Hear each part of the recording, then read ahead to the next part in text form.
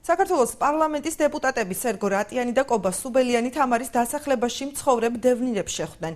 ერთიანი ნაციონალური მოძრაობის წევრებმა დევნილთა პრობლემები მოისმინეს და მათ თვითმმართველობის არჩევნებზე მხარდაჭერისკენ მოუწოდეს. დეპუტატებთან ერთად შეხვედრაზე მაჟორიტარი დეპუტატობის კანდიდატი ირაკლი თავართქილაძეც იმყოფებოდა.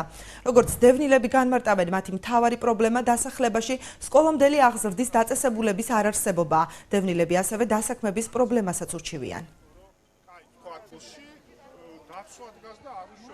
Ამ ადამიანებს ჰქონდათ პერსპექტივა ბათუმში დასაქმების. ბათუმში ჩამოსახლების მიზანი იყო, რომ დასაქმებულიყვნენ და სამწუხაროდ ყველაფერი გაჩერებულია ბათუმში, მარტო სახლი არ ყოფნის ადამიანს.